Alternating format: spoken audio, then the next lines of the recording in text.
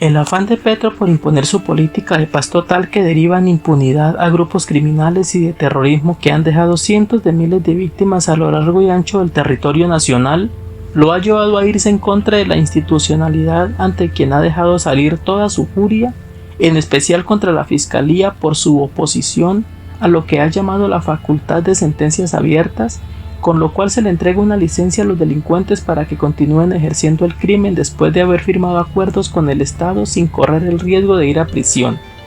entre otros despropósitos jurídicos contenidos en el proyecto de ley de sometimiento que de sometimiento no tiene nada.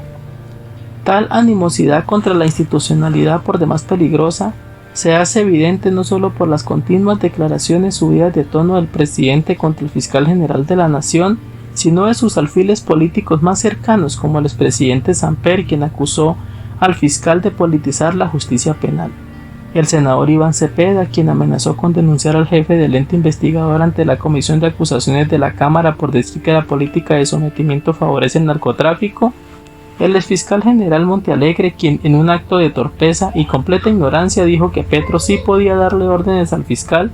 y el presidente de la Cámara de Representantes, quien fue más lejos y se preguntó de forma temeraria que incluso raya en lo penal y disciplinario si el jefe del fiscal Barbosa es Duque, Uribe o el Clan del Golfo, y adicionando además que hay una denuncia muy grave de participación, posible colaboración y posible encubrimiento del actual fiscal Barbosa con el Clan del Golfo, sin tener en cuenta que este tipo de afirmaciones atenta contra el principio de la presunción de inocencia. Por su parte, Petro no se ha quedado atrás y escribió en sus redes sociales que nuestro fiscal general quiere evadir la respuesta a una pregunta hecha por un periodista que el resto de la prensa quiere evadir. Y a renglón seguido escribió: la fiscalía conocía de antemano la lista que la organización a la que pertenecía el Ñeñe Hernández y que contenía los nombres de 200 futuros asesinados. ¿No hizo nada para prevenir los asesinatos? El Ñeñe Hernández financió una campaña presidencial y hacía parte de una asociación de 14 asesinos cuyos nombres con cédula reposan desde hace años en la fiscalía sin órdenes de captura. Pero ¿qué tan cierto es que Petro está molesto por esos 200 futuros asesinados o víctimas del Clan del Golfo y sus responsables, como él los llama? Lamentablemente nada de esto es cierto. De ser así, no estaría molesto porque el fiscal general no levantó unas órdenes de captura contra unos extraditables del Clan del Golfo,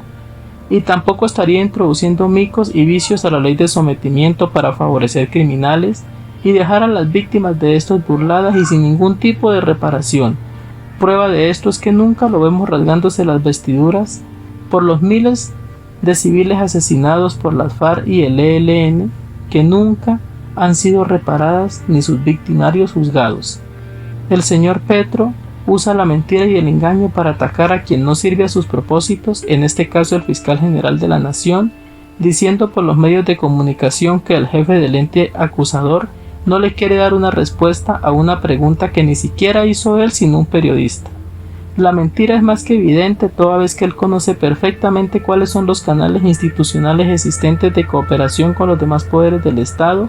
en este caso la rama judicial, mediante los cuales no solo se puede pedir información, sino articular procesos y crear hojas de ruta para implementar políticas del gobierno nacional en materia de política criminal para la protección de la ciudadanía,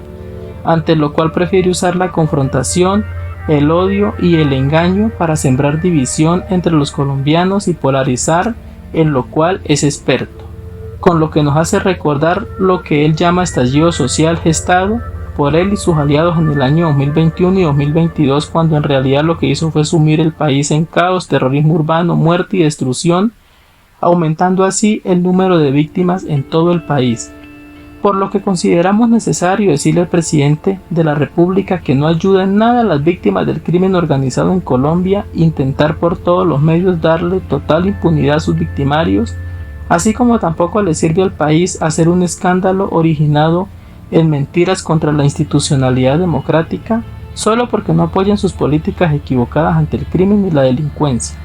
Es muy grave la conducta del presidente, ante lo que cabe preguntarse si lo que quiere es destruir el principio de separación de poderes para crear un desastre como el que hay actualmente en Venezuela, donde un grupo de asesinos y criminales acabaron con la democracia y las libertades individuales, causando millones de venezolanos víctimas por todo el mundo.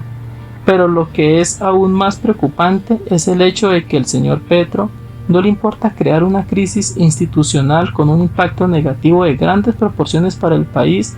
al momento de proteger y darle toda clase de concesiones a criminales y terroristas, con lo que está mandando un muy mal ejemplo y un mensaje bastante negativo a las nuevas generaciones. Estamos de acuerdo con la paz, pero no así.